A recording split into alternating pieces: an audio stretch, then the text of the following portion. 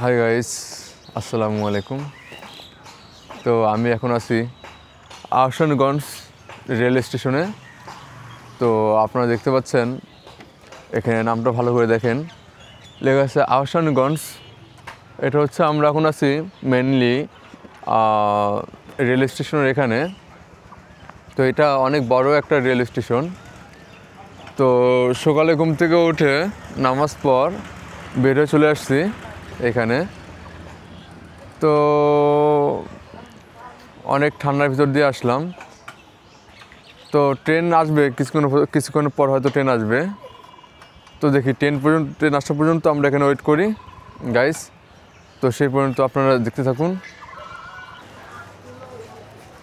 Guys. এই মুহূর্তে আপনারা দেখতে পাচ্ছেন এটা হচ্ছে আহসানগঞ্জ রেল স্টেশন।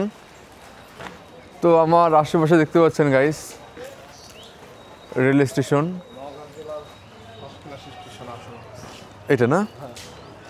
আচ্ছা, তো আপনারা একটু এই আহসানগঞ্জ রেল স্টেশন সম্বন্ধে একটু কিছু বলেন আমাদেরকে।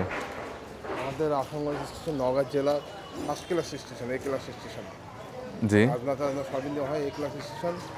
ট্রেন দাঁড়ায়, কিন্তু ঢাকাগামী 3টা ট্রেন দাঁড়ায়, আর বাকি ট্রেন তো দাঁড়ায় না, স্টপেজ নেই এখানে।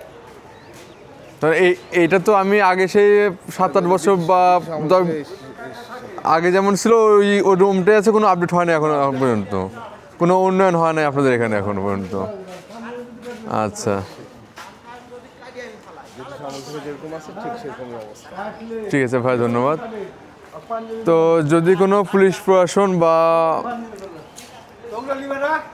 অন্যান্য মন্ত্রণালয়ের যদি কেউ দেখে থাকেন আমাদের এই রেল স্টেশনের, সেই 20 বছর আগে থেকে যেমনটা ছিল বর্তমানেও ঠিক একই রকম আছে। এটা কোনো রকম উন্নয়ন বা উন্নতি হয় না এখানে।